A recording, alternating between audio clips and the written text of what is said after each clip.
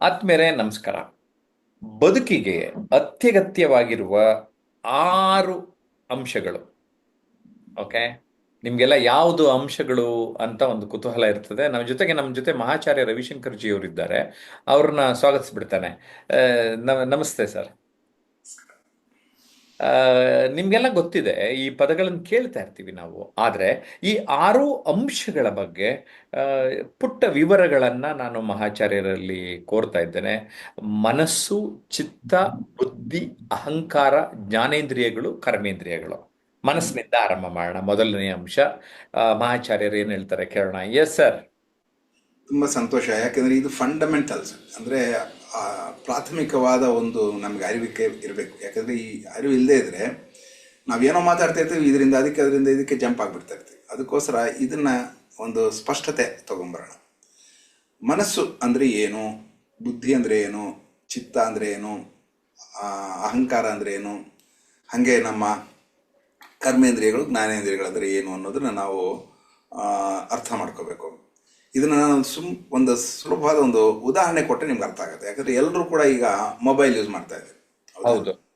Mobile ನಮಗೆ operate ಮಾಡಬೇಕು ಅಂದರೆ ಮೊಬೈಲ್ನಲ್ಲಿ ಕೆಲವು ಬೇಕು. ಅದರಲ್ಲಿ 6 ಇದೆ. ಒಂದೇನಪ್ಪ ಅಂದರೆ ಸ್ಕ್ರೀನ್. ಮೊಬೈಲ್ ಸ್ಕ್ರೀನ್ ಇದೆಯಲ್ಲ, ಸ್ಕ್ರೀನ್ ಅಂತೀವಿ ಅಥವಾ ನಮಗೆ ಡಿಸ್ಪ್ಲೇ ಅಂತೀವಿ. ಕಾಣಿಸುತ್ತೆ ನೋಡಿ. ಅದು ಕಾಣಿಸಿಲ್ಲ ಅನ್ಕೊಳ್ಳಿ, ನೀವೇನ ಮಾಡೋಕ್ಕಾಗತ್ತಾ?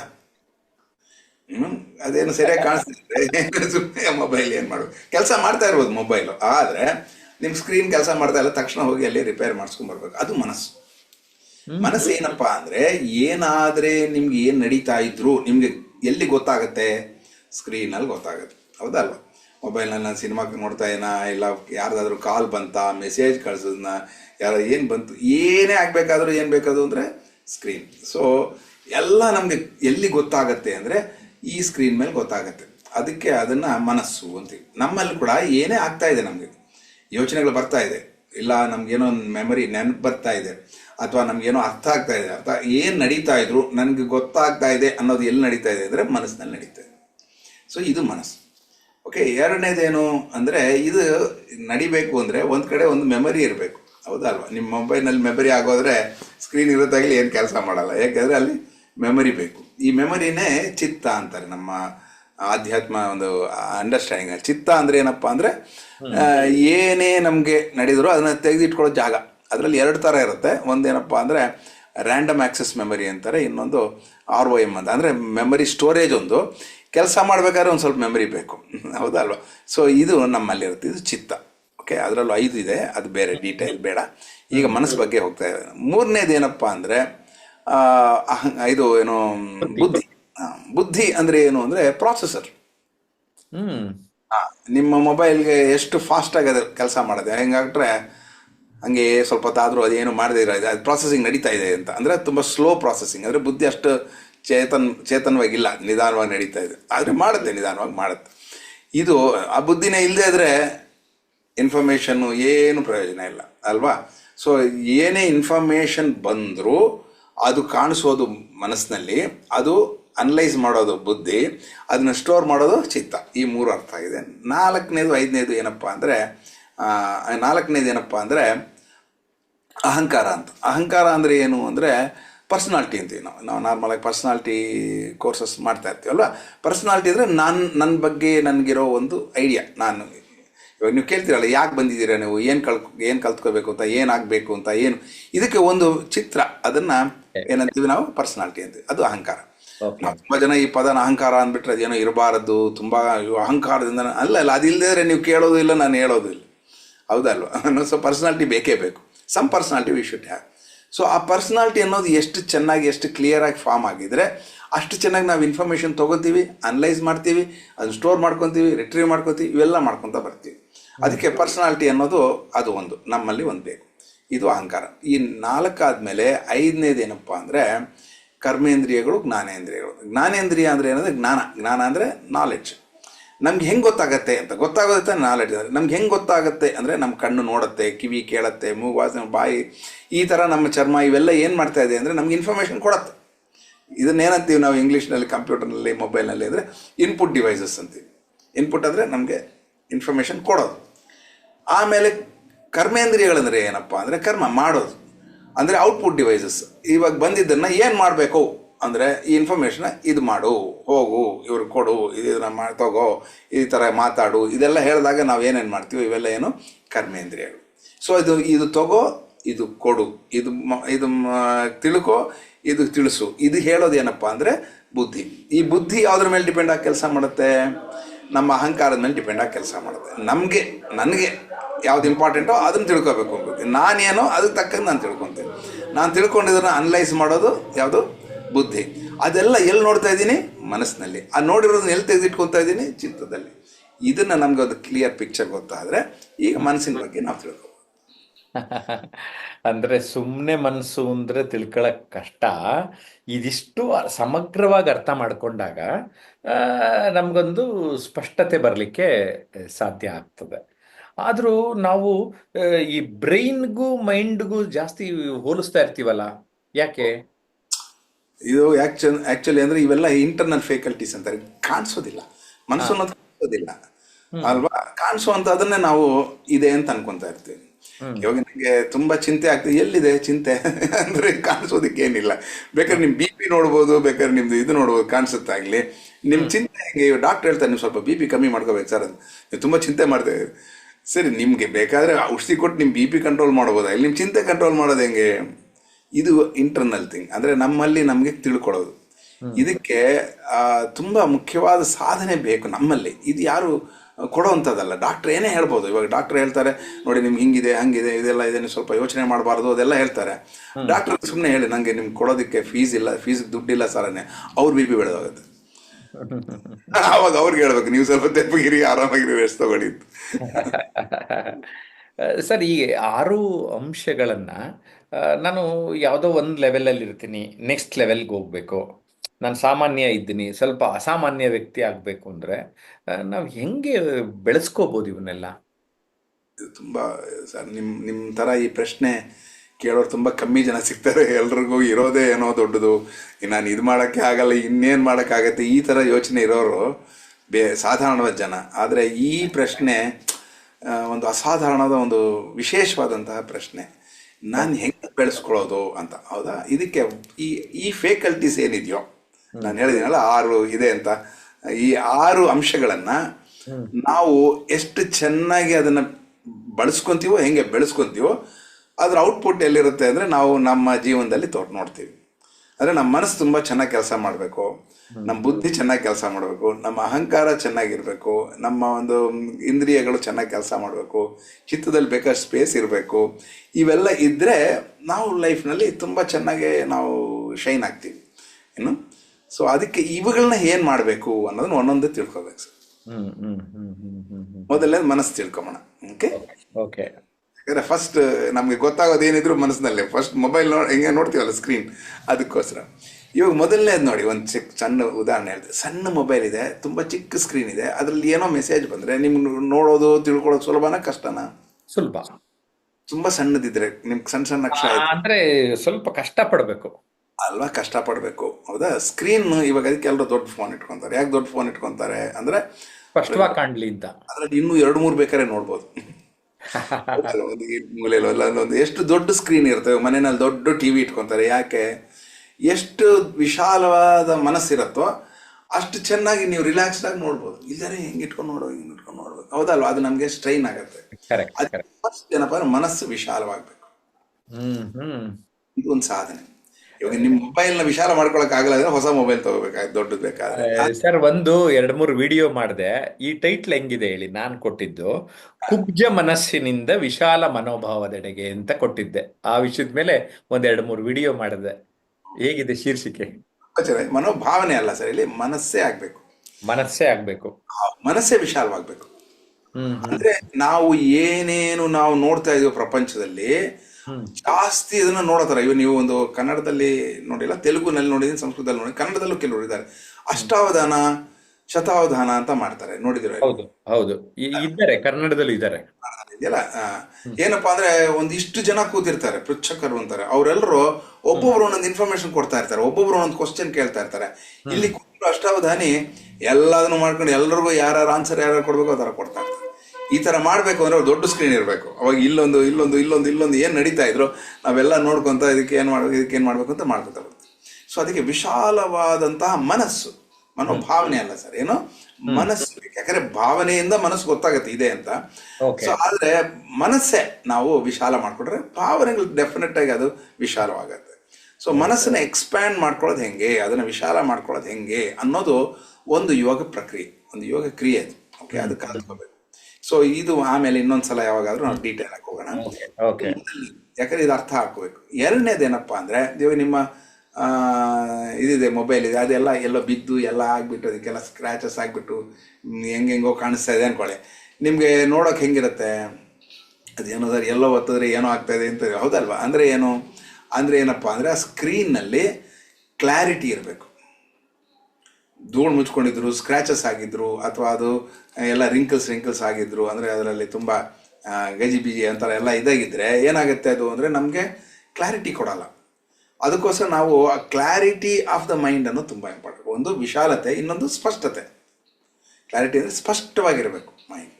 ಇವಾಗ ನೀವು ನಾನು ಕೇಳ್ತಾ ಇದ್ದೀರಾ, ನನಗೆ ಸ್ಪಷ್ಟತೆ ಇಲ್ಲದೆ ಇದ್ದರೆ, ನನ್ನ ಮೈಂಡ್ ಎಲ್ಲೋ ಅಲ್ಲಿ ಇಲ್ಲಿ ಆ ಥರ ಎಲ್ಲ ಕನ್ಫ್ಯೂಸ್ಡ್ ಆಗಿದ್ದರೆ ನೀವು ಹೇಳೋ ಪ್ರಶ್ನೆ ನಾನು ಅರ್ಥ ಮಾಡ್ಕೊಳ್ಳೋದು. ಆ ಸ್ಪಷ್ಟತೆ ಇದ್ದಷ್ಟು ಫೋಕಸ್ ಅಂತೀಯ ಅದು ಇರ್ತದೆ ಅಂತ ಅನ್ಕೊಂಡಿದ್ದೀನಿ. ಎರಡು ಥಿಂಗ್ಸ್. ಫೋಕಸ್ ಅನ್ನೋದು ನೆಕ್ಸ್ಟ್, ಓಕೆ. ಓಕೆ. ಅದೇ ಬೇರೆ. ಓಕೆ, ಸ್ಪಷ್ಟತೆ ಅನ್ನೋದು ಬೇಕು. ಫೋಕಸ್ ಅಂದಾಗ ಏನಾಗುತ್ತೆ ಅಂದ್ರೆ ನಮ್ಗೆ ಆ ಪಿಕ್ಸೆಲ್ಸ್ ಅಂತ ನೋಡಿದ್ರೆ ಸಣ್ಣ ಸಣ್ಣ ಸಣ್ಣ ಸಣ್ಣ ಸಣ್ಣ ಸಣ್ಣದಾಗಿರುತ್ತೆ. ಅದು ಜಾಸ್ತಿ ಇದ್ರೆ ಅಷ್ಟು ಫೋಕಸ್ ನಮ್ಗೆ ಆ ಕ್ಲಾರಿಟಿ ಬಂದ್ಬಿಡುತ್ತೆ ಅಂತ. ಸೊ ಇದು ಬೇಕು. ಅಂದ್ರೆ ನಮ್ಮ ಹತ್ರ ತುಂಬಾ ಈಚ್ ಸ್ಮಾಲ್ ಥಿಂಗ್ ನ ನಾವು ಗಮನಿಸೋ ತರ ಇರ್ಬೇಕು. ಇವಾಗ ಯಾರ ಕೆಲವು ಮಾತಾಡ್ತಾ ಇದೀವಿ, ಅವ್ರು ಸ್ವಲ್ಪ ಹಿಂಗೆ ಮುಖ ಹಿಂಗೆ ಅಂದಿದ ತಕ್ಷಣ ನಮ್ಗೆ ಅದ್ರಲ್ಲಿ ಗೊತ್ತಾಗ್ಬಿಡ್ಬೇಕು ಅವ್ರು ಏನೋ ಸ್ವಲ್ಪ ಅನುಮಾನ ಇದೆ, ಅವ್ರೇನೋ ಕೇಳೋಕೆ ಇಷ್ಟಪಡ್ತಾ ಇಲ್ಲ ಅನ್ನೋದು. ಆ ಒಂದು ಕ್ಲಾರಿಟಿ ನಮ್ಗೆ ಇರ್ಬೇಕು. ಇಲ್ದಿದ್ರೆ ಏನಾಗುತ್ತೆ, ಅವ್ರೇನೋ ಹೇಳಿದ್ದು ಮಾತ್ರ ಕೇಳ್ತಾ ಇರ್ತೀವಿ, ಮಿಕ್ಕಿದ್ ನೋಡಲ್ಲ, ಗಮನಿಸಲ್ಲ. ಅದಕ್ಕೋಸ್ಕರ ಪ್ರತಿಯೊಂದನ್ನು ನಾವು ಸ್ಪಷ್ಟವಾಗಿ ನೋಡಿ ಗಮನಿಸ್ಬೇಕು ಅಂದ್ರೆ ಈ ಸ್ಕ್ರೀನ್ ವಿಶಾಲವಾಗಿರ್ಬೇಕು, ಸ್ಪಷ್ಟವಾಗಿರ್ಬೇಕು, ಸೂಕ್ಷ್ಮವಾಗೂ ಇರಬೇಕು. ಇನ್ನು ಚಿತ್ತ, ಬುದ್ಧಿ ಇವನ್ನೆಲ್ಲ ಸ್ವಲ್ಪ ಫ್ಯಾಕಲ್ಟಿ ಇಂಪ್ರೂವ್ ಮಾಡ್ಕೊಳ್ಳೋದಾದ್ರೆ ಅದ್ರ ಬಗ್ಗೆ. ಓಕೆ, ಇವಾಗ ನಮ್ಗೆ ಇನ್ಫಾರ್ಮೇಶನ್ ಕಾಣಿಸುತ್ತೆ ಎಲ್ಲಿ. ಇವಾಗ ನಾವು ಹಿಂಗೆ ನೋಡ್ತೀವಿ ಅನ್ಕೊಳ್ಳಿ, ಎಲ್ಲ ಕಾಣಿಸ್ತಾ ಇರುತ್ತೆ, ಕಣ್ಣು ನೋಡ್ತಾ ಇರುತ್ತೆ, ಕಿವಿ ಎಲ್ಲ ಶಬ್ದಗಳು ಬರ್ತಾ ಇರುತ್ತೆ, ವಾಸನೆ ಎಲ್ಲ ಬರ್ತಾ ಇರುತ್ತೆ, ನಮ್ಗೆಲ್ಲ ಆಗ್ತಾ ಇರುತ್ತೆ. ಆದ್ರೆ ನಾವು ಯಾವ್ದನ್ನ ನಾವು ಗಮನಿಸ್ತೀವೋ ಅದು ಮಾತ್ರ ಗೊತ್ತಾಗುತ್ತೆ, ಇಲ್ಲರೆ ಎಲ್ಲ ಇರುತ್ತೆ. ಹೌದಲ್ಲ? ಎಷ್ಟು ಶಬ್ದ ಬರ್ತಾ ಇದ್ರೆ ನಾವು ಯಾವ್ದನ್ನ, ತುಂಬಾ ಜನ ಹೇಳ್ತಾರೆ ಸರ್ ತುಂಬಾ ಡಿಸ್ಟರ್ಬಿಂಗ್ ಆಗಿದೆ, ನೀವು ಹೇಳೋದು ಕೇಳಿಸ್ತಾ ಇಲ್ಲ. ನೀವು ಮೈಂಡ್ ಅಲ್ಲಿ ಇಟ್ರೆ ಅಂತೀವಲ್ಲ, ನೀವು ಮನಸ್ಸಲ್ಲಿ ಇಟ್ರೆ ನಿಮ್ಗೆ ಅದು ಕೇಳಿಸುತ್ತೆ. ನಿಮ್ ಮೈಂಡ್ ಇಲ್ಲೆಲ್ಲದ್ರ ಮೇಲೆ ಹೋದ್ರೆ ಆಗಲ್ಲ. ಅಂದ್ರೆ ಏನ್ ಮಾಡ್ಬೇಕು, ಸಂತೆಲ್ ನಿದ್ದೆ ಮಾಡೋದು ಅಂತಾರೆ ಕೆಲವರು. ಸಂತೆ ಒಳಗಡೆನು ಯಾಕೆಂದ್ರೆ ಅವ್ರ ಫೋಕಸ್ ನಿದ್ದೆ ಮಾಡೋದ್ರ ಮೇಲೆ ಇರುತ್ತೆ. ಅಲ್ವಾ? ಅಲ್ಲಾದ್ರೂ ನಿದ್ದೆ ಮಾಡ್ದಂಗೆ, ನಿದ್ದೆ ಹೆಂಗ್ ಮಾಡ್ತಿರೋ ಅದೇ ತರ ನೀವು ಒಂದು ವಿಷಯವನ್ನ ಸ್ಪಷ್ಟವಾಗಿ, ಒಂದು ಕ್ಷುಣ್ಣವಾಗಿ, ಅಂದ್ರೆ ತುಂಬಾ ತೀಕ್ಷ್ಣೆಯಿಂದ ತಿಳ್ಕೋಬೇಕು ಅಂದಾಗ ಆ ಮನಸ್ಸು ಫೋಕಸ್ ಮಾಡಿದ್ದು ಏನ್ ಮಾಡ್ತಾ ಇದ್ವಿ, ಫೋಕಸಿಂಗ್ ಅಂದ್ರೆ ಏನ್ ಮಾಡ್ತಾ ಇದೀವಿ ಅಂದ್ರೆ ಅದನ್ನ ನಾವು ಒಳಗಡೆ ಇಟ್ಕೊಂತಾ ಇದ್ವಿ. ಎಲ್ಲಿ? ನಮ್ಮ ಮೆಮೊರಿನಲ್ಲಿ. ಅದನ್ನ ಚಿತ್ತ ಅಂತೀವಿ. ನಾನು ಹೇಳಿದ್ದನ್ನ ನೀವು ಮೆಮೊರಿನಲ್ಲಿ ಇಟ್ಕೊಳ್ತಾ ಇದ್ರೆ ನಾಳೆ ಮತ್ತೆ ಎಲ್ಲಿಗೆ ಬರ್ತೀರಾ ಅಂದ್ರೆ ಸೇಮ್ ಫಸ್ಟ್ ಕ್ವಶನ್ಗೆ ಬರ್ತೀವಿ. ಹೌದು. ಈಗ ಮೆಮೊರಿ ಹೊರಟೋಗ್ಬಿಟ್ರೆ ಮತ್ತೆ ABCD ಇಂದನೇ ಶುರು ಮಾಡ್ಬೇಕು, ಆಹಾ ಇಂದನೇ ಶುರು ಮಾಡ್ಬೇಕು. ಅದೇನೋ ಮೆಮೊರಿ ಇದ್ರೆ ಆಮೇಲೆ ಮುಂದಿನ ಅಕ್ಷರಗಳಿಗೆ ಹೋಗ್ತೀವಿ, ಇಲ್ದೇ ಇದ್ರೆ ಅಲ್ಲೇ ಇರ್ತೀವಿ. ತುಂಬಾ ಚೆನ್ನಾಗಿ ಹೇಳಿದ್ರಿ. ಹಾಗೆ ಬುದ್ಧಿನೂ ಕೂಡ ನಾವು ಬುದ್ಧಿ ಚುರುಕಾಗಕ್ಕೂ ಏನೇನ್ ಮಾಡ್ತಾ ಇರ್ಬೇಕು ಸರ್? ಈಗ ಇನ್ನು ಒಂದ್ ಸ್ವಲ್ಪ ಚಿತ್ತದ ಬಗ್ಗೆ ಒಂದು ಹೇಳ್ಬಿಡಿ. ಯಾಕೆ ಅಂದ್ರೆ ಈ ಚಿತ್ತದಲ್ಲಿ ನಾವು ಡಂಪ್ ಮಾಡ್ಕೊಂತ ಇರ್ತೀವಿ. ಇವಾಗ ಹೇಳಿದ್ದೆಲ್ಲ ಹೊಟ್ಟೋಗ್ತಾ ಇರ್ತೀವಿ, ಇಟ್ಕೊಂತಾ ಇರ್ತೀವಿ. ಆದ್ರೆ ಅದನ್ನ ಸರಿಯಾದ ಸ್ಟೋರ್ ಮಾಡ್ಕೋಬೇಕು. ರೆಕಾರ್ಡ್ ಮಾಡ್ಕೊಂಡಿದ್ದನ್ನ ನೀವು ಅದಕ್ಕೊಂದು ಲೇಬಲಿಂಗ್ ಕೊಟ್ಟು, ಅದಕ್ಕೊಂದು ಹೆಸರು ಕೊಟ್ಟು, ಅದನ್ನ ಒಂದು ಫೈಲ್ ಮಾಡಿ, ಅದನ್ನೊಂದು ಸ್ಟೋರ್ ಮಾಡಿ ಇಟ್ಕೊಂಡ್ರೆ ನಿಮ್ಗೆ ಯಾವ ಬೇಕೋ ಅವಾಗ ಟಕ್ ಅಂತ ತಗೋಬಹುದು. ರವಿಜಿ ಅಂತ ಹೆಸರು ಇಟ್ಟಿದ್ರಿ ಅನ್ಕೊಳ್ಳಿ, ರವಿಜಿ ಅಂದ ತಕ್ಷಣ ಆ ಫೈಲ್ ಓಪನ್, ಅದರಲ್ಲಿ ಡೇಟ್ ಇರುತ್ತೆ ಅನ್ಕೊಳ್ಳಿ, ಟಕ್ ಅಂತ ತಗೊಂತೀರ. ಹೌದಲ್ಲ?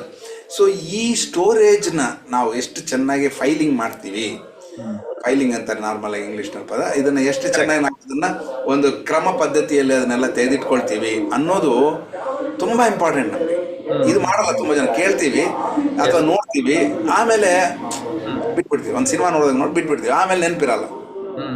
ಯಾಕಿರಲ್ಲ, ನೆನಪಿರಲ್ಲ ಅಂದ್ರೆ ಅದು ನೀವು ಸ್ಟೋರ್ ಮಾಡ್ಕೊಳ್ಳಿಲ್ಲ, ಸೇವ್ ಮಾಡ್ಕೊಳ್ಳಿಲ್ಲ. ನಮ್ಮ ಸೇವ್ ಅನ್ಬೇಕು, ಹೌದಲ್ವಾ? ಆದ್ರೆ ಅಲ್ಲಿ ಸೇವ್ ಮಾಡ್ಕೊಳಕ್ ಸ್ಪೇಸು ಬೇಕು. ಓಕೆ, ಅದನ್ನ ಸರಿಯಾದ ಪದ್ಧತಿಯಲ್ಲಿ ಸೇವ್ ಮಾಡ್ಕೊಳಕ್ ಮುಂಚೆನೆ ನಾವು ತಕ್ಕಂತೆ ಒಂದು ಅದನ್ನೆಲ್ಲ ಒಂದು ಅರೇಂಜ್ಮೆಂಟ್ ಮಾಡಿದ್ರೆ ಯಾವ್ಯಾವ್ದು ಎಲ್ಲೆಲ್ಲಿ ಇಟ್ಕೋಬೇಕೋ ಅಲ್ಲಿ ಇಟ್ಕೊಂಡ್ಬಿಡ್ತೀವಿ, ಯಾವಾಗ ಬೇಕೋ ಅದನ್ನ ತಗೋಬೋದು. ಅಂದ್ರೆ ಈ ಮೆಮೊರಿಗೆ ಇಟ್ಕೊಳ್ಳೋದು, ಅದರಿಂದ ನಮ್ಗೆ ಬೇಕಾದ ತಗೊಳ್ಳೋದು, ಇವೆರಡಕ್ಕೂ ಕೂಡ ಅನುಕೂಲತೆ ಮಾಡ್ಕೋಬೇಕು. ಇದು ಮೆಮೊರಿಗೆ ಸಂಬಂಧಪಟ್ಟು. ಯಾಕಂದ್ರೆ ತುಂಬಾ ತುಂಬಾ ಚೆನ್ನಾಗಿ ಕೇಳ್ತಾರೆ, ತುಂಬಾ ಚೆನ್ನಾಗಿ ತಿಳ್ಕೊಂತಾರೆ, ಆದ್ರೆ ಕೇಳಿದಾಗ ಬರಲ್ಲ. ಇವಾಗ ಎಕ್ಸಾಮಿನೇಷನ್ಗೆ ಎಲ್ಲ ಪ್ರಿಪೇರ್ ಆಗಿರ್ತಾನೆ, ಎಲ್ಲ ಓದಿರ್ತಾನೆ, ಎಕ್ಸಾಮಿನೇಷನ್ ಹಾಲ್ನಲ್ಲಿ ಹೋದ್ಮೇಲೆ ಏನೋ ನೆನಪು ಬರಲ್ಲ, ಹೊರಗೆ ಬಂದ್ಮೇಲೆ ಮತ್ತೆ ಚೆನ್ನಾಗಿ ನೆನಪಿರುತ್ತೆ. ಅಲ್ಲಿ ಅಲ್ಲಿ ಬೇಕು ಅಂದ್ರೆ ಒಂದು ಟ್ರೈನಿಂಗ್ ಆಗಬೇಕು. ನಾವು 100% ಮೆಮೊರಿ ಅಂತ ನಾನು ಟ್ರೈನಿಂಗ್ ಕೊಡ್ತೀನಿ. ಈ ಟ್ರೈನಿಂಗ್ ನಲ್ಲಿ ಮಕ್ಕಳಿಗೆ ಏನ್ ಹೇಳ್ಕೊಡ್ತೀವಿ, ಹೆಂಗೆ ಸ್ಟೋರ್ ಮಾಡ್ಕೋಬೇಕು, ಅಷ್ಟು ಮಾಡ್ಕೊಂಡಾಗ ಸಾಲದು, ಯಾವಾಗ ಬೇಕೋ ಅದನ್ನ ಹೆಂಗೆ ರಿಟ್ರೀವ್ ಮಾಡ್ಕೋಬೇಕು, ತುಂಬಾ ಇಂಪಾರ್ಟೆಂಟ್. ಇದು ಒನ್ ಆಫ್ ದ ಆಸ್ಪೆಕ್ಟ್ಸ್. ಅದ್ರಲ್ಲಿ 5 ಟ್ರೈನಿಂಗ್ಸ್ ಇರುತ್ತೆ. ಆದ್ರೆ ಇದು ತುಂಬಾ ಇಂಪಾರ್ಟೆಂಟ್. ಯಾವುದು ಅಂದ್ರೆ, ಯಾಕಂದ್ರೆ ತುಂಬಾ ಬುದ್ಧಿವಂತರೇ ನಮ್ಮ ಮಕ್ಕಳೆಲ್ಲ, ಬುದ್ಧಿವಂತರೇ ಸರ್. ಯಾರು ನಾವೇನೋ ನಾನು ನೋಡ್ದಂಗೆ ಬುದ್ಧಿಹೀನರು ಯಾರೂ ಇಲ್ಲ ನಾನು ನೋಡ್ದಂಗೆ. ಅವ್ರಿಗೆ ಸರಿಯಾಗಿ ಟ್ರೈನಿಂಗ್ ಇಲ್ಲ ಅಷ್ಟೇ. ಸರಿಯಾಗಿ ಟ್ರೈನಿಂಗ್ ಕೊಟ್ರೆ ಅವನು ಏಕಲವ್ಯ, ಅವನು ಟ್ರೈಬಲ್ ಬಾಯ್, ಆದರೆ ಅವನು ಅರ್ಜುನನ್ಗಿಂತ ದೊಡ್ಡ ಎಲ್ಲ ಶೂರ. ಯಾಕೆ ಅಂದರೆ ಟ್ರೈನಿಂಗ್ ಬೇಕು, ಇಂಪಾರ್ಟೆಂಟ್. ಟ್ರೈನಿಂಗ್ ಸಿಗಬೇಕು. ಆ ಟ್ರೈನಿಂಗ್ನ ನಾವು ಕೊಡಬೇಕು. ಇದ್ರ ಏನು ಟ್ರೈನಿಂಗು, ಹೌ ಟು ಮೆಮರೈಸ್, ಹೆಂಗೆ ನಾವು ನೆನ್ಪಿಟ್ಕೋಬೇಕು, ನೆನ್ಪಿಟ್ಕೊಂಡಿರೋದನ್ನ ಯಾವಾಗ ಹೆಂಗೆ ರಿಟ್ರೀವ್, ಅಂದರೆ ಅದನ್ನ ಯಾವಾಗ ಬೇಕೋ ಅದನ್ನ ಹೆಂಗೆ ತಗೋಬೇಕು ಅಂತ. ಇದು ಒಂದು ಸಣ್ಣ ಓಕೆ ಓಕೆ ಓಕೆ. ಹೇಳೋದು ಕ್ವಶನ್ ಬುದ್ಧಿ ಬಗ್ಗೆ ಕೇಳಿದೆ. ಓಕೆ, ಹೌದು. ಹ್ಮ್ ಬುದ್ಧಿ ಅಂದ್ರೆ ಏನು ಅಂದ್ರೆ, ಸಾಧಾರಣ ನಾವು ಉಪಯೋಗಿಸ ನಿಂಗೆ ಬುದ್ಧಿ ಇದೆಯಾ ಅಂತ ಇರ್ತೀವಿ. ಏನು ಬುದ್ಧಿ ಇದೆಯಾ ಇಲ್ವಾ ಅಂತ ಅನ್ನೋದು, ಅದಕ್ಕೆ ಏನು ಕಾರಣ ಅಂದ್ರೆ, ಬುದ್ಧಿ ಅಂದ್ರೆ ವಿಚಕ್ಷಣೆ ಅನ್ನೋ ಒಂದು ಪದ ಇದೆ. ವಿಚಕ್ಷಣೆ ಅಂದ್ರೆ ಯಾವ್ದು ಸರಿ, ಯಾವ್ದು ತಪ್ಪು, ಯಾವ್ದು ಎಲ್ಲಿ ಮಾಡಬೇಕು, ಯಾವ್ದು ಎಲ್ಲಿ ಮಾಡಬಾರ್ದು, ಯಾವುದು ನನಗೆ ಬೇಕಾಗಿದೆ, ಯಾವುದು ಬೇಡ, ಈ ಇಷ್ಟ ಇಷ್ಟ, ಇವೆಲ್ಲ ಕೆಲಸನ ಬುದ್ಧಿ ಅಂತೀವಿ. ಹ್ಮ್ ಹ್ಮ್ ಹ್ಮ್ ಡಿಸ್ಕ್ರಿಮಿನೇಷನ್ ಅಂತೀವಿ. ಅದು ಬುದ್ಧಿ ಅಂದಾಗ ಅದು ವಿಚಕ್ಷಣೆ. ಓಕೆ, ಹಂಗೆ ನಾವು ಏನಾದರೂ ಒಂದು ಕೇಳ್ತೀವಿ, ಹೆಂಗಿತ್ತು ಸರ್ ಇವತ್ತು ನಾನು ಕೊಟ್ಟಿದ್ದ ಪ್ರೆಸೆಂಟೇಷನ್ ಅಂತ, ಅದು ತುಂಬ ಚೆನ್ನಾಗಿದೆ. ತುಂಬ ಚೆನ್ನಾಗಿತ್ತು ಅಂದರೆ ಅದಕ್ಕೇನು ಅರ್ಥ ಇಲ್ಲ, ಏನೇನು ತಿನ್ನೋ ಪದಾರ್ಥ ಅಲ್ಲ ಇದೆಲ್ಲ. ಕೇಳಿ ತುಂಬ ಚೆನ್ನಾಗಿತ್ತು ಅಂದರೆ ಅದನ್ನು ವಿವರಣೆ ಕೊಡ್ತೀರಾ ಅಂದಾಗ, ಸರ್ ನೀವು ಇಲ್ಲಿ ಈ ವಿಷಯ ಹೇಳಿದ್ರಿ ನೋಡಿ, ಅದು ತುಂಬ ಇದಾಗಿದೆ, ಇದರಲ್ಲಿ ನಾವು ಇನ್ನೂ ಕಲ್ತ್ಕೊಂಡು, ಈ ಥರ ನಾವು ಯಾವುದನ್ನು ನಾವು ವಿಶ್ಲೇಷಣೆ ಮಾಡಿ ವಿವರವಾಗಿ ನಾವು ಹೇಳಿ, ಅದು ಬುದ್ಧಿ ಕೆಲಸ. ಅಂದ್ರೆ ಇದನ್ನ ಅನಲಿಟಿಕಲ್ ಕೇಪಬಿಲಿಟಿ ಅಂತ ಹೇಳ್ಬೋದಾ? ವಿಶ್ಲೇಷಣೆ ಅಂದ್ರೆ ಅನಲಿಟಿಕಲ್. ವಿಶ್ಲೇಷಣಾ ಸಾಮರ್ಥ್ಯವನ್ನ ಹೊರಹಾಕೊಂಡು. ಒಂದು ಸಣ್ಣ ವಿಚಾರ ಕೊಟ್ರೆ ಅದನ್ನ ತುಂಬಾ ಚೆನ್ನಾಗಿ ವಿವರವಾಗಿ ತುಂಬಾ ಚೆನ್ನಾಗಿ ಅದನ್ನ ಕೊಟ್ರೆ, ಅದು ಅವ್ರ ಮನಸ್ಸಿನಲ್ಲಿ ಹಂಗೆ ಒಂದು ಏನೋ ಪ್ರಿಂಟ್ ಆಗ್ಬಿಡ್ಬೇಕು, ಮುದ್ರೆ ಆಗ್ಬಿಡ್ಬೇಕು. ಆ ತರಹ ಕೊಡೋ ಕೆಪಾಸಿಟಿನ ಏನಂತಾರೆ ಬುದ್ಧಿ ಅಂತ. ಹ್ಮ್ ಹ್ಮ್ ಹ್ಮ್ ಹ್ಮ್ ಎಲ್ಲ ಇದೊಂದು ಫೇಕಲ್ಟಿ, ಎಷ್ಟು ಇಂಪಾರ್ಟೆಂಟ್ ಫೇಕಲ್ಟಿ ನೋಡಿ. ಇವಾಗ ನಿಮ್ಮ ಹತ್ರ ಎಷ್ಟೋ ನಾಲೆಡ್ಜ್ ಇರ್ಬೋದು, ಹಂಗೆ ನೀವೆಷ್ಟು ತಿಳ್ಕೊತಾನೂ ಇರ್ಬೋದು, ನಿಮ್ಮ ಹತ್ರ ಕೇಳಿ ತಿಳ್ಕೊಳಕ್ಕೆ ಎಷ್ಟೋ ಜನ ಬಂದಿರ್ಬೋದು, ಆದರೆ ಅದನ್ನ ನೀವು ಎಷ್ಟು ಚೆನ್ನಾಗಿ ಅವ್ರಿಗೆ ಮನಸ್ಸಿಗೆ ಹತ್ಕೊಳ್ಳೋ ಥರ ಅವ್ರಿಗೆ ಕೊಡ್ತೀರಾ ಅನ್ನೋದು ಬುದ್ಧಿ ಕೆಲಸ. ಅದಕ್ಕೊಂದು ಟ್ರೈನಿಂಗ್ ಇದೆ. That's a different training. ಚಿತ್ತದ ಬೇರೆ ಟ್ರೈನಿಂಗ್, ಮನಸ್ಸಿಗೆ ಬೇರೆ ಟ್ರೈನಿಂಗ್, ಬುದ್ಧಿಗೆ ಬೇರೆ ಟ್ರೈನಿಂಗ್. ಇನ್ನು ಅಹಂಕಾರಕ್ಕೆ ಹೆಂಗ್ ಟ್ರೈನಿಂಗ್ ಕೊಡ್ತೀರಾ ನೀವು? ಅಹಂಕಾರ ಅಂದ್ರೆ ನೀವು ಕೊಡೋದೇ ಸರ್, ತುಂಬಾ ನೀವು ಕೊಡ್ತಾ ಇರ್ತೀರ, ನಾನು ನೋಡ್ತಾ ಇರ್ತೀನಿ. ಪರ್ಸನಾಲಿಟಿ ಟ್ರೈನಿಂಗ್ ಅಂತ ನಾನು ನಿಮ್ಮ ಪುಸ್ತಕಗಳು ಓದ್ತಾ ಇರ್ತೀನಿ, ತುಂಬಾ ಚೆನ್ನಾಗಿದೆ. I am very much fascinated actually. ನಾನು ಸ್ವಪ್ನ ಬುಕ್ ಸ್ಟಾಲ್ಗೆ ಹೋದ್ರೆ ಫಸ್ಟ್ ಅಲ್ಲಿ ಹುಡುಕೋದೆ ನಾನು ನಿಮ್ಮ ಪುಸ್ತಕಗಳ. ಯಾಕೆಂದ್ರೆ ನನ್ನ ಸಾರಿ ನೀವೇನೋ ಅನ್ಕೊಳ್ಳಿ, ನಾನು ತುಂಬಾ ರೆಫರ್ ಮಾಡ್ತಾ ಇರ್ತೀನಿ ನಿಮ್ಮ ಪುಸ್ತಕಗಳನ್ನ. ಯಾಕೆಂದ್ರೆ ಈ ಒಂದು ಜೇನು ಹುಳದ ತರ ಹೂವದಲ್ಲೂ ಇರುವಂತಹ ಜೇನನ್ನು ಕಲೆಕ್ಟ್ ಮಾಡಿ ಅದನ್ನ ಟ್ರೆಷರ್, ಒಂದು ಒಳ್ಳೆ ಒಂದು ನಿಧಿ, ಅದನ್ನ ಎಲ್ರಿಗೂ ತಲುಪೋ ಥರ ಪುಸ್ತಕಗಳನ್ನಾಗಲಿ ನಿಮ್ಮ ಕಾರ್ಯಕ್ರಮಗಳಾಗಲಿ, ಇವು ನಿಜವಾಗ್ಲೂ ಹ್ಯಾಟ್ಸ್ ಆಫ್ ಟು ಯು. ನಿಜವಾಗ್ಲೂ ಅಂದರೆ ನಾನು ನಿಮ್ಮನ್ನು ಏನು ಹೊಗಳ್ತಾ ಇಲ್ಲ, ತುಂಬ ಇಂಪಾರ್ಟೆಂಟ್ ಕೆಲಸ. ಮಧುಕರ ವೃತ್ತಿ ಅಂತಾರೆ, ಮಧುಕರ ವೃತ್ತಿ. ಇದು ಕನಕದಾಸರು ಪುರಂದರದಾಸರು ಹೇಳೋದಲ್ಲ, ಒಂದು ದಾಸರ ಪದನೇ ಇದೆ, ಮಧುಕರ ವೃತ್ತಿ. ಇದು ಡಾಕ್ಟರ್ ಅರುಳ್ಮಲ್ಗೆ ಪಾರ್ಸಾರಥಿ ಅವ್ರ ಜೊತೆ ಒಂದ್ಸರಿ ಮಾತಾಡ್ಬೇಕಾರೆ ಆ ಮಧುಕರ ವೃತ್ತಿ ಬಗ್ಗೆ ಈ ತರ ಒಬ್ಬ ದಾಸರು ಬರೆದಿದ್ದಾರೆ ಅಂತ ಆ 4-6 ಸಾಲುಗಳು ಹೇಳಿದ್ ನೆನಪಾಗೋಯ್ತು ನನಗೆ. ನನಗೆ ತುಂಬಾ ಐ ಆಮ್ ಹಾನರ್ಡ್. ನೀವು ನಮ್ಮ ಕೆಲಸನ ಗುರುತಿಸ್ತಾ ಇರೋದು, ವೀಕ್ಷಕರಿಗೆ ಮಾಹಿತಿ ಕೊಡ್ತಾ ಇದ್ದೇನೆ. ನಾನು ಆಗ್ಲೇ ಭಾವನೆಗಳು ಅನ್ನುವಂತಹ ವಿಚಾರವನ್ನ ಚಂದನ ಟಿವಿಯಲ್ಲಿ ಮಹಾಚಾರ್ಯ ರವಿಶಂಕರ್ ಜಿ ಅವ್ರನ್ನ ಸಂದರ್ಶನ ಮಾಡಿದ್ದೆ. ಆ ಒಂದು ವಿಚಾರಗಳು ಯಥಾವತ್ತಾಗಿ, ಅಂದರೆ ವಿಡಿಯೋ ರೂಪದಲ್ಲಿ ಇದ್ದುದನ್ನ ಅಕ್ಷರ ರೂಪದಲ್ಲಿ ವ್ಯಕ್ತಿತ್ವ ದರ್ಪಣ ಅಂತ ಮುಂದೆ ಬರ್ತಾ ಇರುವಂತಹ ಒಂದು ಕೃತಿಯಲ್ಲಿ ದಾಖಲಿಸಿದ್ದೇನೆ. ಆ ಪುಸ್ತಕಕ್ಕಾಗಿ ನಿರೀಕ್ಷೆ ಮಾಡ್ತಾ ಇರಿ ಅಂತ ಹೇಳ್ತಾ ಮುಂದಕ್ಕೆ ಹೋಗೋಣ ಸರ್. ಜ್ಞಾನೇಂದ್ರಿಯಗಳು ಇದೆ, ಎಲ್ಲರಿಗೂ ಇದೆ. ನೀವು ಹೇಳ್ದಂಗೆ ಎಲ್ರಿಗೂ ಇದೆ ಇದು ಅಲ್ವಾ? ಇಲ್ಲದೆ ನಾವು ಕೇಳೋಕಿಲ್ಲ, ಹೇಳೋಕಿಲ್ಲ. ಅದಿಲ್ದೇ ಇದ್ರೆ ಈಗ ನಾನು ಸಣ್ಣ ವಿಚಾರ ಇದ್ರ ಬಗ್ಗೆ, ಅದು ಅಹಂಕಾರದ ಬಗ್ಗೆ ಹೇಳಬೇಕು ಅನ್ಕೊಂಡಿದ್ದೀನಿ. ಹ್ಮ್ ಅಹಂಕಾರ ಅನ್ನೋದು ಒಂದು ಟೂಲ್, ಅಂದ್ರೆ ಅದೊಂದು ನಮಗೆ ಪರಿಕರ ಅಂತೆಲ್ಲ ಹ್ಮ್ ಒಂದು ಅದನ್ನ ನಾವು ಉಪಯೋಗಿಸ್ಕೊಳಕ್ಕಿದೆ. ಇವಾಗ ನಮ್ಗೊಂದು ಕತ್ತಿ ಇದೆ, ಯಾಕಿದೆ? ಹಣ್ಣು ಗಿಣ್ಣು ಹೆಚ್ಕೊಳಕ್ಕೆ, ಇನ್ನೊಂದು ಮಾಡೋಕ್ಕೆ, ಅದಕ್ಕೆಲ್ಲ ಉಪಯೋಗಿಸ್ತೀವಿ, ಹೌದಲ್ಲ? ಹ್ಮ್ ಅದನ್ನ ನಾವು ಎಷ್ಟು ಚೆನ್ನಾಗಿ ಉಪಯೋಗಿಸ್ತೀವಿ ಅನ್ನೋದು ಇಂಪಾರ್ಟೆಂಟ್. ಟೂಲ್ ಇದೆ, ಹ್ಮ್ ಅದನ್ನ ಸರಿಯಾಗಿ ಉಪಯೋಗಿಸ್ಕೊಳ್ತೇವೆ ಅಂದ್ರೆ ಅದು ನಿಮ್ಗೆ ಅದು ಡ್ಯಾಮೇಜ್ ಮಾಡ್ಬೋದು. ಹ್ಮ್ ಹ್ಮ್ ಹ್ಮ್ ಹೌದಾ? ಅದೇ ತರ ತುಂಬಾ ಜನಕ್ಕೆ ಹತ್ರ ನಾವು ಕೊಡ್ತಾ ಇದೀವಿ, ಅಂದ್ರೆ ತಾವೆಲ್ಲ ಕೊಡ್ತಾ ಇದ್ದೀರಾ ಏನಂತ, ಅವ್ರಿಗೆ ಒಂದು ಪರ್ಸನಾಲಿಟಿ ಕೊಡ್ತಾ ಇದ್ದೀರಾ, ಒಳ್ಳೆ ಅದ್ಭುತವಾದ ಪರ್ಸನಾಲಿಟಿ ನೀವು ಕೊಟ್ಟರು, ಅವ್ರು ಅದನ್ನು ಸರಿಯಾಗಿ ಉಪಯೋಗಿಸ್ಕೊಳ್ತಾ ಇದ್ರೆ ಪಾಪ ಇಟ್ ಈಸ್ ಮೋರ್ ಡೇಂಜರಸ್ ಅಂತ. ಅದಕ್ಕೋಸ್ಕರ ಅದನ್ನು ಉಪಯೋಗಿಸ್ಕೊಳ್ಳೋದು ಕೂಡ ಹೇಳ್ಕೊಡ್ಬೇಕು. ಅಂದರೆ ಇವಾಗ ನಾವು ಒಂದು ಸಣ್ಣದು ಒಂದು ವಸ್ತು ತೊಗೊಂಡ್ರು ಅದರಲ್ಲಿ ಹೆಂಗೆ ಉಪಯೋಗಿಸ್ಬೇಕು, ಬಳಸಬೇಕು ಅಂತ ಅದರಲ್ಲಿ ಒಂದು ಸಣ್ಣದು ಒಂದು ಲಿಟ್ರೇಚರ್ ಇರುತ್ತೆ, ಹೌದಾ? ಏನೋ ಹೌದು. ಇದನ್ನ ಏನೋ ಮ್ಯಾನ್ಯುಯಲ್ ಅಂತ. ಈ ಥರ ನಮ್ಗೆ ಇಲ್ಲ ಮ್ಯಾನ್ಯುಯಲ್. ನಾವು ಮಾಡಬೇಕು, ಏನು ಮಾಡಬೇಕು, ನಮ್ಮ ಅಹಂಕಾರವನ್ನು ಹೆಂಗೆ ಉಪಯೋಗಿಸ್ಬೇಕು ಅಂತ. ಇವಾಗ ತುಂಬ ಜನ ತಿಳ್ಕೊಂಡವರು ಒಂದೊಂದ್ಸಲ ಆಶ್ಚರ್ಯ ಆಯ್ತು, ಏನೇನೋ ಮಾತಾಡ್ತಾರೆ, ಯಾರನ್ನೋ ಏನೇನೋ ಅಂದ್ಬಿಡ್ತಾರೆ, ಅಂದ್ಬಿಟ್ಟು ಕಾಂಟ್ರವರ್ಷಿಯಲ್ ಆಗಿಬಿಡ್ತಾರೆ, ಆಗಿಬಿಟ್ಟು ಅದು ಒಂದು ದೊಡ್ಡ ಸಮಸ್ಯೆ ತಂದ್ಕೊತಾರೆ. ಹ್ಮ್ ಏನಂತಾಗದೆ ಎಲ್ಲ ಕೋರ್ಟು ಕಚ್ಚೆ ಇದರಲ್ಲಿ ಅವ್ರ ಜೀವನ ಎಲ್ಲ ಆಗಿಬಿಡುತ್ತೆ. ಯಾಕೆ ಅಂದರೆ ಹ್ಮ್ ಅವರ ಅಹಂಕಾರ ಅನ್ನೋ ಟೂಲ್ನ ಉಪಯೋಗಿಸ್ಕೊಳಕ್ಕೆ ಹೋಗಿ ಅವರು ಅದನ್ನು ದುರುಪಯೋಗ ಮಾಡ್ಕೊಂಡ್ಬಿಟ್ಟಿದ್ದಾರೆ, ಹೌದಲ್ಲ? ಸೊ ಹ್ಮ್ ಅದಕ್ಕೆ ಇದು ತುಂಬ, ನೀವು ಎಷ್ಟು ತಿಳ್ಕೊಂಡಿದ್ದೀರಾ, ಎಷ್ಟು ನಾಲೆಡ್ಜ್ ಇದೆ, ಎಷ್ಟು ನಿಮಗೆಲ್ಲ ಬುದ್ಧಿ ಎಲ್ಲ ಇದ್ದರೂ ಈ ಪರ್ಸನಾಲಿಟಿ ಅನ್ನೋದನ್ನು ನೀವು ಸರಿಯಾಗಿ ನಿಭಾಯಿಸದೇ ಇದ್ರೆ will be in danger. Okay, so ಅದಕ್ಕೋಸ್ಕರ ನೀವು ಎಷ್ಟು ಬುದ್ಧಿವಂತರಾಗ್ತಿರೋ ಅಷ್ಟು ಚೆನ್ನಾಗಿ ಪರ್ಸನಾಲಿಟಿನ ಯೂಸ್ ಮಾಡ್ಕೊಳ್ಳೋದು ಕಲಿಬೇಕು. ನಿಮ್ಮನ್ನು ನೋಡಿದ್ರೆ ಮತ್ತು ಮೋಹಕವಾಗಿ, ಅಂದರೆ ನಿಮ್ಮನ್ನು ನೋಡಿದ್ರೆ ಇವ್ರಿಂದ ನಂಗೆ ಎಷ್ಟು ಇಷ್ಟ, ಒಂದು ಮಗು ನೋಡಿದ್ರೆ ಎಷ್ಟು ಖುಷಿಯಾಗುತ್ತೆ, ಆ ಥರ ನಿಮ್ಗೆ ಬೇರೆಯವ್ರಿಗೆ ಅನ್ನಿಸ್ಬೇಕು. ಆ ತರಹದ ಪರ್ಸ್ನಾಲಿಟಿನ ಉಪಯೋಗಿಸ್ಕೊಳ್ಳೋದು ಬೇಕು. ಇದು ಒಂದು ಮಾತಷ್ಟೇ ಸರ್ ಹೇಳ್ತಾ ಇರೋದು. ಹ್ಮ್ ನೆಕ್ಸ್ಟ್ ನೀವು ಕೇಳಿದ್ದು ಇಂದ್ರಿಯಗಳ ಬಗ್ಗೆ ಕೇಳಿದ್ರಿ. ಹ್ಮ್ ಇಂದ್ರಿಯಗಳಲ್ಲಿ ಜ್ಞಾನೇಂದ್ರಿಯ. ಜ್ಞಾನೇಂದ್ರಿಯ ಅಂದರೆ ನಮಗೆ ಇನ್ಫಾರ್ಮೇಷನ್ ಕೊಡೋದು, ನಮಗೆ ಸಮಾಚಾರ ಕೊಡೋದು. ನಮಗೆ ಸಮಾಚಾರ ಕೊಡುತ್ತೆ ಅಲ್ವಾ? ಅದು ಇವಾಗ ಕಣ್ಣಿದೆ, ಕಣ್ಣು ಸರಿಯಾಗಿ ಕೆಲಸ ಮಾಡಲಿಲ್ಲ ಅಂದ್ಕೊಳ್ಳಿ, ತುಂಬ ಜನಕ್ಕೆ ಒಂದು ವಯಸ್ಸಾದಮೇಲೆ ಒಂದು 40 ವರ್ಷಕ್ಕೆ ಚಾಲೇಶ್ ಅಂತ ಬರುತ್ತೆ, ಅಥವಾ ಪೊರೆ ಅಂತ ಬರುತ್ತೆ. ಈ ಥರ ಆದಾಗ ಏನಾಗುತ್ತೆ ಅಂದರೆ ಸರಿಯಾಗಿ ಕಾಣಿಸಲ್ಲ ನೋಡಿ, ಸ್ಪಷ್ಟತೆ ಇರಲ್ಲ. ಹ್ಮ್ ಅದರಿಂದ ಅವ್ರಿಗೆ ಇಂಟ್ರೆಸ್ಟ್ ಕೂಡ ಹೊರಟೋಗುತ್ತೆ. ಹ್ಮ್ ಹ್ಮ್ ಹ್ಮ್ ಹ್ಮ್ ಏನಾದರೂ ಕಿವಿ ಸರಿಯಾಗಿ ಕೇಳಿಸಲ್ಲ ಅಂದ್ಕೊಳ್ಳಿ, ಅವ್ರಿಗೆ ಏನಾದರೂ ಹೇಳಿದ್ರೆ ಅಂತ, ಯಾಕೆಂದರೆ ಕೇಳಿಸ್ತಾ ಇಲ್ಲ, ಅದರಿಂದ ಅವ್ರಿಗೆ ಆಸಕ್ತಿ ಹೊರಟೋಗುತ್ತೆ. ನಮ್ಮ ಜೀವನದಲ್ಲಿ ನಾವು ಎಷ್ಟು ಆಸಕ್ತಿಯಾಗಿ ಕೆಲಸ ಮಾಡ್ತೀವೋ ಅಷ್ಟು ಚೆನ್ನಾಗಿ ನಮ್ಮ ಇಂದ್ರಿಯಗಳು ಕೆಲಸ ಮಾಡುತ್ತೆ. ಹಾ ಹಂಗೆ ನಾವು ಎಷ್ಟು ಚೆನ್ನಾಗಿ ನಮ್ಮ ಇಂದ್ರಿಯಗಳಿರುತ್ತೋ ಅಷ್ಟು ಆಸಕ್ತಿಯಿಂದನೂ ಜೀವನ ಮಾಡೋದು. ಇವೆರಡು, ಆಸಕ್ತಿ ಅನ್ನೋದು ಇದಕ್ಕೆ ಸಂಬಂಧ ಸರ್. ಓಹೋ ಇವೆರಡು ಒಂದಕ್ಕೊಂದು ಸಂಬಂಧ ಇದೆ. ತುಂಬಾ ಚೆನ್ನಾಗಿ ಹೇಳಿದ್ರಿ. ಇನ್ನು ಕರ್ಮೇಂದ್ರಿಯಗಳಿಗೆ ಬರೋಣ. ಕರ್ಮೇಂದ್ರಿಯಗಳೇನಪ್ಪ ಅಂದರೆ ನಾವು ಕೊಡೋ ಕಮ್ಯಾಂಡ್ನ ಅದು ಮಾಡಬೇಕು. ಇವಾಗ ನಿಮ್ಮನ್ನು ಒಂದು ಹುಲಿ ಅಟ್ಟಿಸ್ಕೊಂಡ್ಬಂದಾಗ ಹ್ಮ್ ನಿಮ್ಮ ಮೈಂಡ್ ಹೇಳೋದೆ ಓಡೋ ಅಂತ, ಅವಾಗ ನಿಮ್ಮ ಕಾಲು ನಂಗೆ ಕೈಲ ನಂಗೆ ಓಡೋಕ್ಕಾಗಲ್ಲ ಅಂದರೆ ಏನಾಗುತ್ತೆ, ಹುಲಿ ಬಂದು ನಮ್ಮನ್ನು ತಿಂದ್ಬಿಟ್ಟೆ. ಆ ಥರ ಜೀವನದಲ್ಲಿ ನಾವು ಎಷ್ಟೋ ಕೆಲಸಗಳು ಮಾಡಬೇಕು, ಎಷ್ಟು ಚೆನ್ನಾಗಿ, ಎಷ್ಟು ಎಫೆಕ್ಟಿವ್ ಆಗಿ, ಅಂದರೆ ಆ ಕೆಲಸ ಅಂದರೆ ಇದು ಹಿಂಗಿರಬೇಕು ಅಂತ ಅದೆಲ್ಲ ಮಾಡಬೇಕು. ಅಂದರೆ ನಮ್ಮ ಶರೀರ, ನಮ್ಮ ಕೈ, ಕಾಲು, ಬಾಯಿ ಇವೆಲ್ಲನೂ ತುಂಬ ಚೆನ್ನಾಗಿ ಎನರ್ಜೆಟಿಕ್ ಆಗಿ, ತುಂಬ ಫಾಸ್ಟಾಗಿ, ಅದರಲ್ಲಿ ಇನ್ನೂ ಸೂಕ್ಷ್ಮವಾಗಿ ಇವಾಗ ನಮ್ಮ ಬೆಟ್ಟುಗಳು ಇವೆಲ್ಲನೂ ತುಂಬ ಚೆನ್ನಾಗಿ ಯೂಸ್ ಮಾಡಬೇಕು. ಅಂದರೆ ಅದಕ್ಕೆ ತಕ್ಕಂತಹ ಸಾಧನೆಗಳು ಮಾಡಬೇಕು. ಇವಾಗ ನೀವು ಬರೆಯೋದು ಈ ನಡುವೆ ತುಂಬ ಜನಕ್ಕೆ ಅಭ್ಯಾಸ ತಪ್ಪೋಗ್ಬಿಟ್ಟಿದೆ, ಎಲ್ಲ ಸುಮ್ಮನೆ 2 ಬೆಟ್ಟೆ ಯೂಸ್ ಮಾಡ್ತಾರೆ ಮೊಬೈಲ್ನ. ಇವಾಗ ಬರೆಯೋ ಕೂತ್ಕೊಂಡ್ರೆ ಅಕ್ಷರಗಳೆಲ್ಲ ಹೆಂಗೆಂಗೋ ಹೋಗ್ತಾ ಇರುತ್ತೆ. ಯಾಕೆ ಹಂಗೆ ಹೋಗ್ತಾ ಇದೆ ಅಂದರೆ ಅಭ್ಯಾಸ ತಪ್ಪೋಗ್ಬಿಟ್ಟಿದೆ. ಸೊ ಇದೇ ತರಹ ನಾವು ಜೀವನದಲ್ಲಿ ಅಭ್ಯಾಸಂ ಕೂಸು ವಿದ್ಯಾ ಅಂತ, ಅಂದರೆ ನಾವು ಎಷ್ಟು ಚೆನ್ನಾಗಿ ಅಭ್ಯಾಸ ಮಾಡೋದು ಅಷ್ಟು ಮಗು ಥರ ಈಸಿಯಾಗಿ ಮಾಡ್ಬೋದು ಅಂತ. ಹೌದು. ಅದಕ್ಕೆ ಈ ಕರ್ಮೇಂದ್ರಿಯಗಳಿಗೆ ನಾವು ಅಭ್ಯಾಸ ಕೊಡಲೇಬೇಕು. ಹ್ಮ್ ದೃಢವಾಗಿರಬೇಕು, ಹಾಗೆ ಅದು ಸೂಕ್ಷ್ಮವಾಗಿ ಕೆಲಸ ಮಾಡಬೇಕು, ಹಾಗೆ ಕ್ವಿಕ್ಕಾಗಿ ಫಾಸ್ಟಾಗಿ ಕೂಡ ಕೆಲಸ ಮಾಡೋ ಥರ ಇರಬೇಕು. ಯಾಕಂದರೆ ಇವಾಗ ಪ್ರಪಂಚ ನಾನು ನಿಧಾನವಾಗಿ ಆಮೇಲೆ ಆದಾಗ ಅಂದರೆ ನೀವಿರಲ್ಲ, ಔಟ್, ನೀವು ಗೇಮ್ನಲ್ಲಿ ಔಟ್ ರೇಸಿಂದ ಹಿಂದೆ.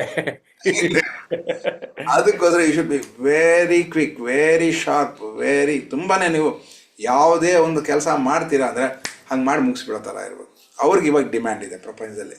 ಸೊ ಆ ತರಹ ನಾವು ಜೀವನದಲ್ಲಿ ಇರಬೇಕು ಅಂದರೆ ಕರ್ಮೇಂದ್ರಿಯಗಳಿಗೆ ಒಳ್ಳೆ ಶಿಕ್ಷಣ ಕೊಡಬೇಕು. ತುಂಬ ಜನ ಇವಾಗ ಎಲ್ಲ ಚೆನ್ನಾಗಿ ಸಿಗ್ತಾ ಇದೆ. ಇವಾಗ ನೀವು ಎಲ್ಲಿಗಾದ್ರೂ ಹೋಗಬೇಕು ಅಂದರೆ ನೀವು ಹೋಗ್ಬೇಕಾಗೇ ಇಲ್ಲ, ಮನೆಗೆ ತಂದು ಕೊಡ್ತಾರೆ. ಇವಾಗ ಆ ಥರ ಆಗಿಬಿಟ್ಟಿದೆ ಸಿಸ್ಟಮ್ಸು. ಅದರಿಂದ ನಮ್ಮ ಜೀವನ ಎಲ್ಲ ಹೆಂಗಾಗ್ಬಿಟ್ಟಿದೆ ಅಂದರೆ ನಾವು ಕರ್ಮೇಂದ್ರಿಯಗಳು ಉಪಯೋಗಿಸೋದೇ ಇಲ್ದಿರ ಆಗ್ಬಿಟ್ಟಿದೆ. ಅದರರ್ಥ ನಾವು ಉಪಯೋಗಿಸ್ಬೇಕು.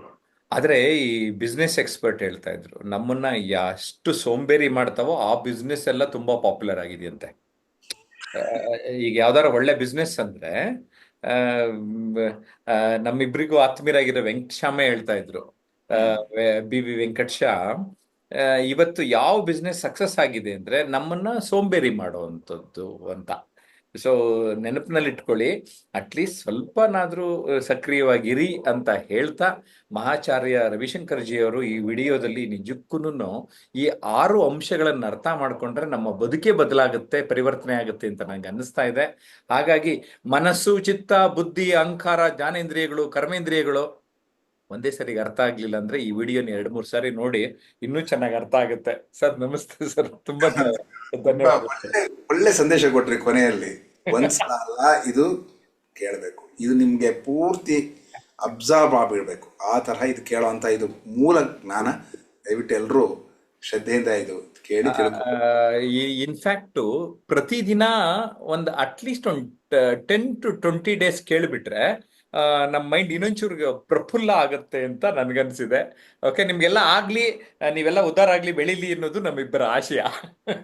Thank you. ನಮ್ಮ ಯೂಟ್ಯೂಬ್ ಚಾನಲ್ಗಳನ್ನು ಸಬ್ಸ್ಕ್ರೈಬ್ ಮಾಡಿ, ಜಯಪ್ರಕಾಶ್ ನಾಗ್ತಿಹಳ್ಳಿ ಮತ್ತು ಟ್ರಾನ್ಸ್ಫಾರ್ಮೇಶನ್ ಅನ್ಲಿಮಿಟೆಡ್.